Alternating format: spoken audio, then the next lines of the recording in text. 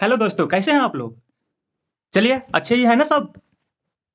देखिए बाबू, ये NCERT class 10th का गणित है और पहला चैप्टर वास्तविक संख्या हम शुरू किए हुए हैं। इससे पहले प्रश्नावली 1.1 और 1.2 बना और सारे सवालों का हल सॉल्यूशन जो भी है वो वीडियो अपलोड कर चुके हैं और ये प्रश्नावली 1.3 है। इसको देखने से पहले आप लोग इससे पहले जो वीडियो अपलोड किए हैं प्रश्नावली 1.1 और प्रश्नावली 1.2 उसे जाकर देख लीजिए। ठीक है, चलिए बिना लेट किए हुए वीडियो को शुरू करते हैं। आप लोग वीडियो में अंत तक बने रहिए जिससे कि आपको सारे सवाल कॉन्सेप्ट के साथ समझ में आए। देखिए, प्रश्नावली 1.1 का सवाल सिद्ध करने वाला है। देखिए, सवाल पहला क्या कर रहा है, सिद्ध कीजिए कि √5 एक अप्रमेय संख्या है। सिद्ध करने वाला सवाल है बाबू, और ये सवाल बोर्ड एग्जाम में हर बार पूछा जाता है। ठीक है, हम आपको केवल 2 ही सवाल बनाएंगे। देखिए, हम आपको केवल 2 ही सवाल बताएंगे, एक रूट वाले केवल जिसमें सिंगल रूट हो और एक जिसमें डबल हो, मतलब रूट वाले हो और दूसरा पूर्णांक संख्या टाइप का हो, जैसे 3 + 2√5 है। इस टाइप का क्वेश्चन बताएंगे और एक इस टाइप का क्वेश्चन बताएंगे। सिंगल रूट वाला जितना भी हो सवाल, √3 हो, √2 हो, √7 हो, कुछ भी ऐसा टाइप का सवाल हो, तो जैसे ये 1 नंबर का सवाल बनाएंगे सभी को सेम टू सेम कॉपी कर दीजिएगा, उसे ही केवल मान चेंज कर दीजिएगा। यहाँ पर 5 है तो वहाँ पर 3 रहेगा तो 3 दीजिए, 2 रहेगा तो 2 दे दीजिए, और 7 है तो 7 दे दीजिए। ठीक है, और सेम प्रोसेस रहेगा जैसे इसको हम बनाएंगे। ठीक है ना। और एक ये वाला बताएंगे आपको जिसमें ऐसा टाइप का क्वेश्चन है और इसको जैसे बनाएंगे सेम कंडीशन इस सवालों पर लागू होता है। सेम इस पे ऐसा टाइप का सवालों पर सेम कंडीशन लागू होता है। तो वीडियो में आप लोग बने रहिए और चलिए शुरू करते हैं। देखिए, पहला सवाल है, सिद्ध करना, एक सेकेंड,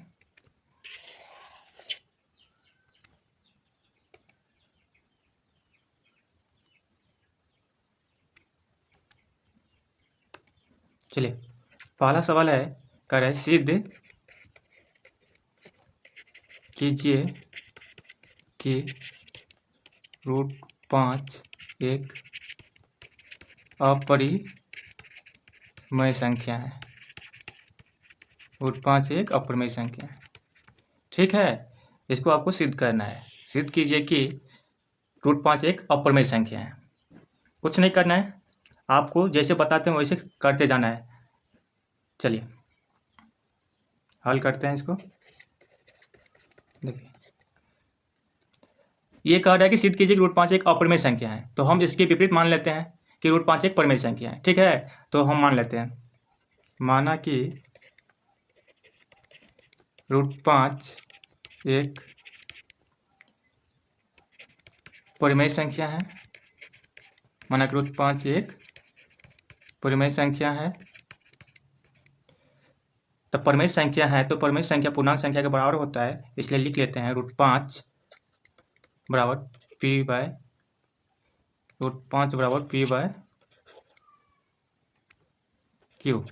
ठीक है, P/Q या A/B कुछ भी मान सकते हैं। चलिए हम A/P।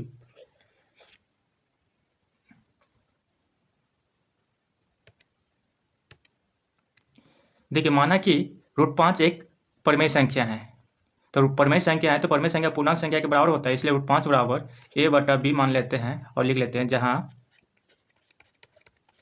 A और B दोनों पूर्णांक संख्या है जिसका कोई उभयनिष्ठ गुणनखंड संभव नहीं है। देखिए बाबू, यहाँ पे आपको समझना पड़ेगा कि उभयनिष्ठ गुणनखंड क्या होता है। तो जैसे देखिए, उभयनिष्ठ मतलब होता है दोनों में वो हो। अगर मान लीजिए हम 8 लेते हैं और 4 लेते हैं, तो दोनों में 2 से कट रहा है, ये भी 2 से कट रहा है, तो दोनों में 2 कॉमन आ रहा है। ठीक है, इसे 4 से भी कट रहा है और ये भी 4 से कट रहा है, मतलब 4 भी कॉमन आ रहा है। जो दोनों में हो उसे ही क्या कहते हैं, उभयनिष्ठ कहते हैं। ठीक है ना। तो यहाँ पे जो संख्या माने हैं ए और बी दो पूर्णांक संख्या हैं जिसका कोई उभयनिष्ठ गुणनखंड संभव नहीं है। ठीक, अब दोनों को और हम वर्ग करेंगे, स्क्वायरिंग करके देखते हैं। दोनों ओर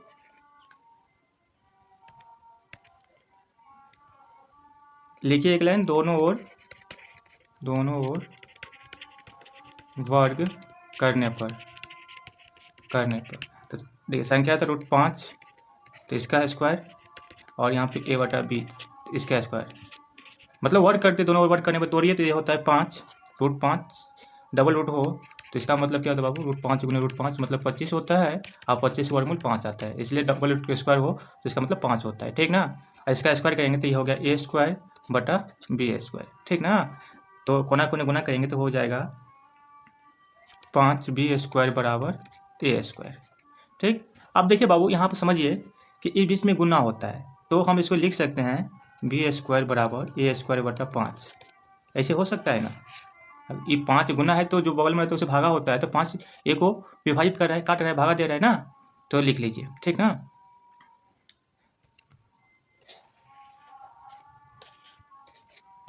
देखिए बाबू, तो यहाँ पे एक लाइन लिख लीजिए, चूँकि 5a² को विभाजित करता है, तो 5 अगर a² को विभाजित करता है तो 5 ए को भी विभाजित करेगा।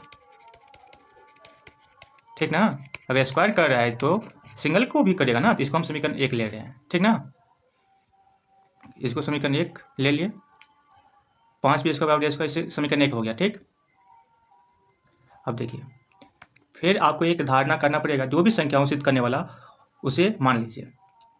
तो a बराबर 5 सिद्ध करना है, √5 सिद्ध करना है ना, तो a बराबर 5 है तो 5m मान लेते हैं, जो संख्या वही मानेगा, आपको मानना ही पड़ेगा। ठीक ना, मतलब इतना करने के बाद, इतना तक आने के बाद आपको एक बार मानना ही पड़ेगा, अवधारणा देना ही पड़ेगा। ठीक,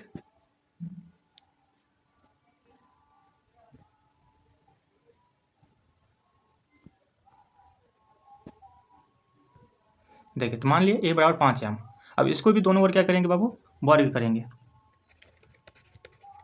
दोनों ओर वर्ग करने पर, तो इसको वर्ग करेंगे तो a², इसको वर्ग करेंगे तो 5m², तो ये हो गया a², ये होगा 5 × 25 m²।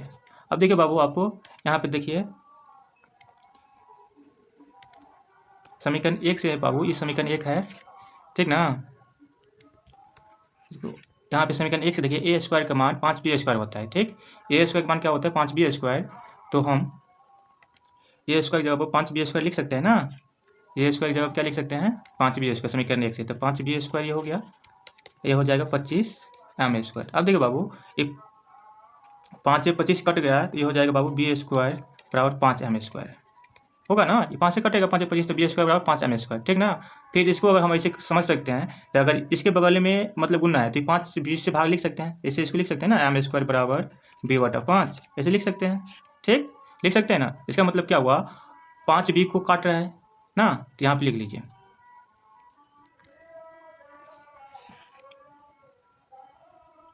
यहाँ पे लिख लीजिए 5b² को विभाजित करता है, सेम कंडीशन लिखना है, 5b² को विभाजित करेगा तो 5b को भी विभाजित करेगा, 5b को भी विभाजित करेगा। ठीक है, देखिए बाबू, इसको समीकरण 2 मान लेते हैं। अब देखिए समीकरण 1 में a का भी उभयनिष्ठ गुणनखंड 5 था, a का भी गुणनखंड क्या था बाबू, 5 था, 5 काट रहा है, और समीकरण 2 से स्पष्ट हो रहा है b का भी गुणनखंड 5 है, लेकिन हमारी मान्यता था बाबू कि a और b का कोई भी उभयनिष्ठ गुणनखंड संभव नहीं है। ठीक ना, a और b का उभयनिष्ठ गुणनखंड संभव नहीं है, लेकिन समीकरण 1 और 2 से स्पष्ट हो जाता है कि a और b का उभयनिष्ठ गुणनखंड क्या है बाबू, 5 है। तो लिखिए, यहाँ पे लिखते हैं समीकरण 1 तथा 2 से स्पष्ट हो जाता है कि ए और बी का उभयनिष्ठ गुणनखंड 5 है। उभयनिष्ठ गुणनखंड क्या है बाबू? 5 है। लेकिन हमारा मान्यता क्या था बाबू? ए बी का उभयनिष्ठ गुणनखंड नहीं हो सकता है, ठीक ना। तो हमारा मान्यता क्या हो गया? गलत हो गया। 5 है, जो कि हमारी मान्यता के विपरीत है, ठीक। इसलिए √5 क्या हो जाता है? इसलिए √5 एक अपरिमेय संख्या है। अपरिमेय संख्या है, इसलिए √5 क्या हो गया बाबू? अपरिमेय संख्या। प्रूव हो गया। आपको बस इतना ही करना है, ठीक ना। ध्यान से देखिए, इसमें कुछ नहीं है, केवल लिखना पड़ता है, मान्यता लिखना पड़ता है, सिद्ध करना है। कुछ नहीं कही। सबसे पहले देखिए, फिर से आपको बताते हैं। सिद्ध कीजिए कि √5 एक अपरिमेय संख्या है। क्वेश्चन हो गया। तो आपको कुछ नहीं करना है, इसके उल्टा मानना है, यानी कि विपरीत मानना है। माना कि √5 एक परिमेय संख्या है, और परिमेय संख्या हो तो पूर्णांक संख्या के बराबर होता है, तो पूर्णांक संख्या के बराबर लिख लिए। √5 बराबर a/b, और ए और बी का दोनों पूर्णांक संख्या हुआ जिसका कोई उभयनिष्ठ गुणनखंड संभव नहीं है, ठीक ना। देखिए, अब इसको हल के दोनों ओर वर्ग करने पर हमें इससे समीकरण 1 से देखिए 5b² बराबर a², मतलब कि 5a² को विभाजित कर रहा है। तो समीकरण 1 से पता चल रहा है कि 5 a का गुणनखंड 5 है। और समीकरण फिर सेम टू सेम कंडीशन किए, एक मान्यता हुआ, मतलब a बराबर 5 माने, दोनों ओर इसको भी वर्ग करें। इसको हल करने के बाद हमें इससे भी समीकरण 2 से भी हमें मिल रहा है कि b का उभयनिष्ठ गुणनखंड 5 है, ठीक ना। और दोनों समीकरण से हमें पता चल रहा है कि दोनों का उभयनिष्ठ गुणनखंड क्या है? 5 ही है। लेकिन हमारी मान्यता था कि दोनों का उभयनिष्ठ गुणनखंड संभव नहीं है, इसलिए हमारी मान्यता गलत हो गया, और √5 का एक अपरिमेय संख्या है, ठीक। कोई दिक्कत नहीं होना चाहिए आपको। चलिए, अब दूसरा सवाल आपको दिखाते हैं। दूसरा सवाल ये सिद्ध कीजिए कि 10 + 2 √5 एक अपरिमेय संख्या है। देखिए बाबू, ये जैसे आपको ये बताए √5 वाले, सेम टू सेम अगर ऐसा टाइप का क्वेश्चन है, √10 √2 √7 ऐसा क्वेश्चन है, तो आपको सेम कंडीशन लिखना है। केवल वहाँ पे 5 है तो जो भी मान होगा, 3 होगा तो 3 चेंज कर दीजिएगा, 2 होगा तो 2 चेंज कर दीजिएगा, 7 होगा तो 7 चेंज कर दीजिएगा। सेम कंडीशन लिखिएगा, सेम टू सेम, ठीक। और आपको ये बता रहे हैं, तो जैसे इसको बनाएंगे वैसे ही पूरा सवाल बनेगा, ठीक ना। चलिए,